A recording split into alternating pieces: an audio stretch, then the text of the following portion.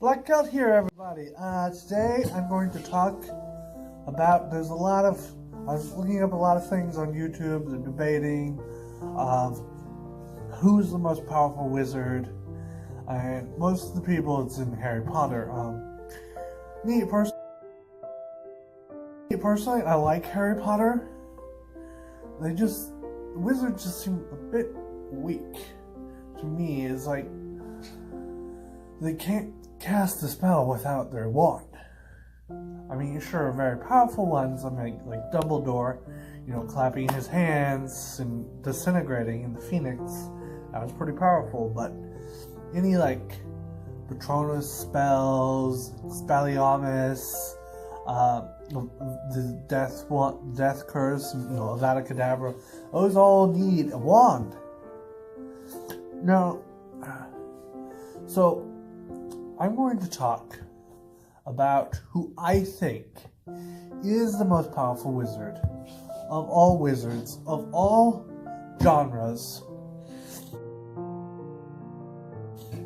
And a lot of people, when I say who's the most powerful wizard, automatically Gandalf, Dumbledore, Merlin. We're going to talk about Merlin. Merlin, even in the Harry Potter universe, was classified as the most powerful wizard of all time. So even in Harry Potter has stated who is the most powerful wizard.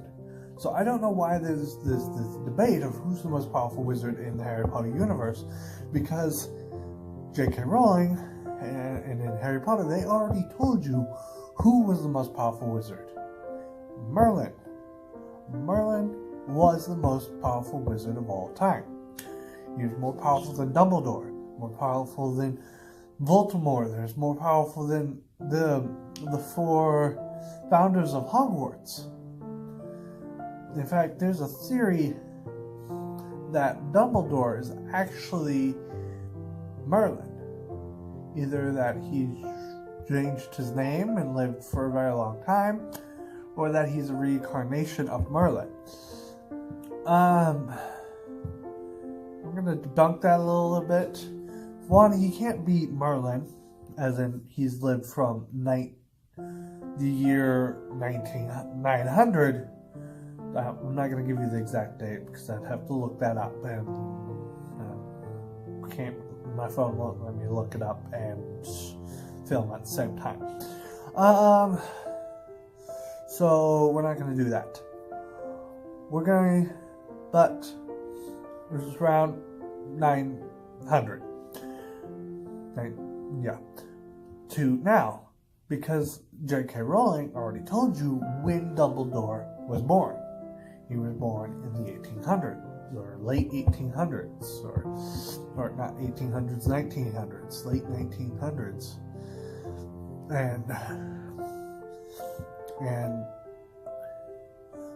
And I don't know he could be a reincarnation either, because I'm not going to take just from Harry Potter. I'm going to take from lore. I'm going to take from Sir Thomas Malory's King Arthur and the Knights of the Round Table. That, I have to remember correctly, but I'm pretty sure before Merlin killed Morgana with a final blow, after he hit her with that final blow, she was able to trap him in a tree. So either he's still in that tree, if I remember correctly. I'd have to re-look that up, but because I don't have the book with me, and it's a really, really long book, and it's a really, really, really old book. I mean, I think it was written in the 1400s, a long time ago in Old English, Old English grammar. Very boring, very confusing. I'm sure it was a good story, just the way it was written was a little dry, because we're not used to that way of style of writing. It's not a modern style.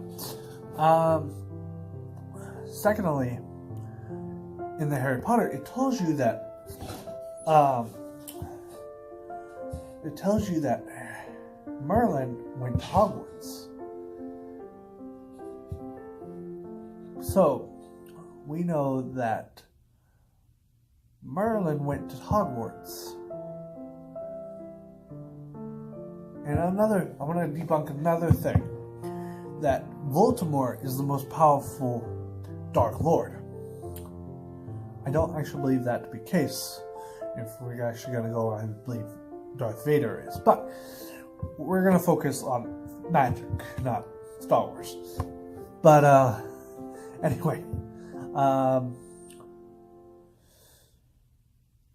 going to focus why I don't even think Voldemort was the most powerful Dark Lord in the Harry Potter fantasy magical universe of any of the stories, even Gandalf, I would put, since we're saying that Merlin is the most powerful wizard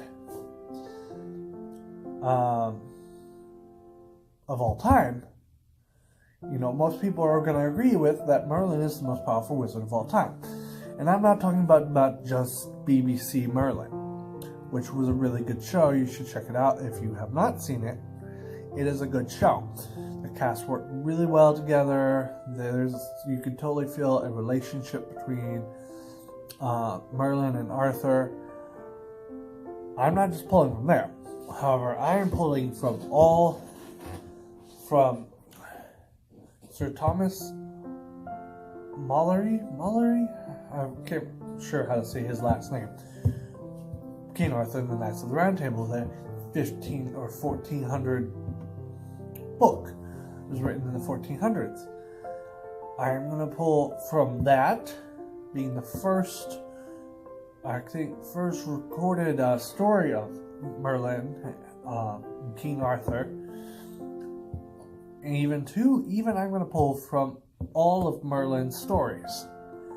Even the 1950s Disney's Sword in the Stone, I'm going to pull from that.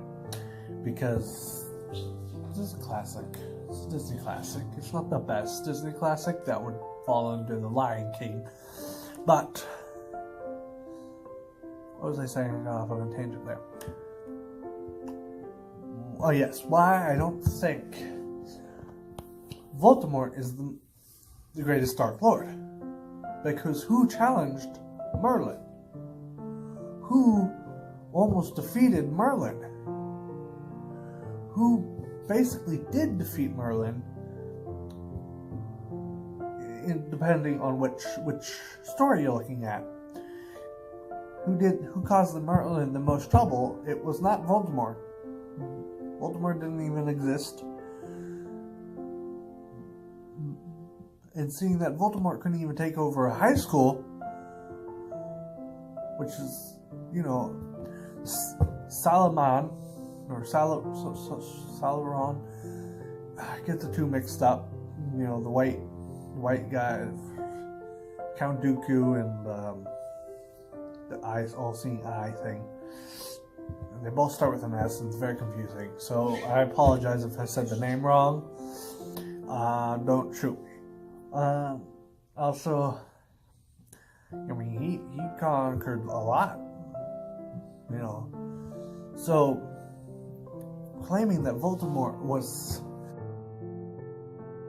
the most powerful Dark Lord is a little bit off, because I don't believe that. I think Morgan Le Fay would be the most powerful Dark Lord. She was not technically a Dark Lord, but she's the one who gave Merlin the most trouble. That his nemesis, his enemy, Now, we know from Harry Potter that Merlin went to Hogwarts. He was one of the first students at Hogwarts in the first year it was opened up. But we do know, and we know that Slytherin, Salazar Slytherin, selected him. So I'm not sure if the Sorting Hat was in function then. I'm pretty sure, I don't think it was, because it was the first year of Hogwarts. And so he probably picked him because he sensed his raw power, Being a great wizard, he tried, to manipulate, maybe manipulate and turn him against Muggles, but Merlin went and helped Muggles. I mean, we all know the story of King Arthur and the Knights of the Round Table. We know that he went and helped Arthur become king. He put that sword in the stone, And then he went and made that sword from the Lady in the Lake, which I wonder why they don't mention that in Harry Potter. Where is that sword? Well, we know it's not the sword of Gryffindor, but I believe they threw it back in the lake after he died, so it's probably in the lake. Lake of Avalon or something like that. Anyway, where was I going? So anyway, back to Morgan Le Fay, or Morgana. I'm going to call her Morgan Le Fay because it sounds cooler.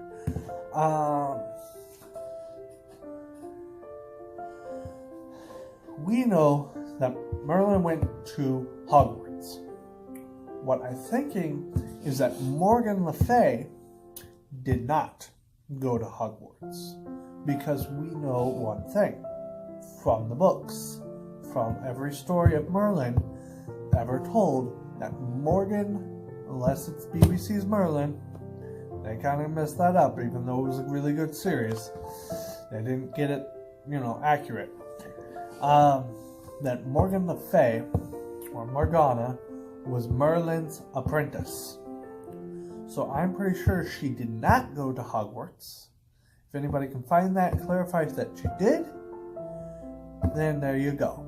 But from what I've gathered, from what I know, she did not go to Hogwarts because Merlin trained her. So therefore, and being trained by the most powerful wizard of all time. Focus, camera, focus. Thank you. Of all time, Merlin trained her himself. Basically, she was homeschooled. So Morgan Le Fay, basically being trained by the most powerful wizard of all time, and then turned bad, she became the most powerful Dark Lord. Unless... Focus, camera. Anyway. What was I saying? Oh, yes. Oh, crap. Forgot. So that is one of the reasons why I think Merlin is the most powerful wizard of all time. Besides his feats, his proven feats in the first season of BBC's Merlin, he conjures up lightning from the sky. What wizard in Harry Potter ever did that? Oh, man.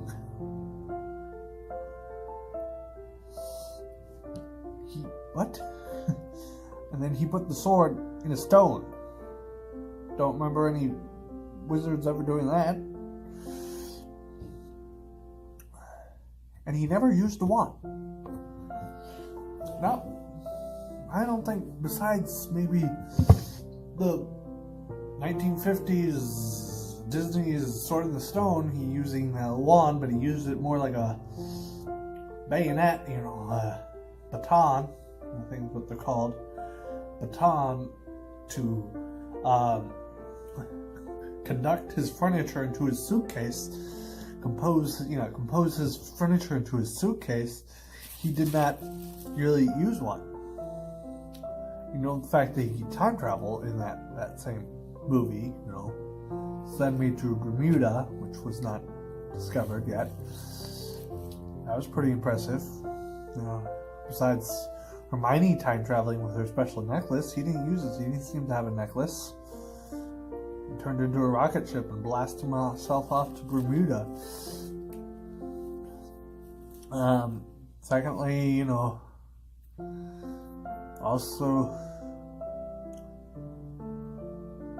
in fact, in the original 15th century book, he's the wizard who actually created Arthur.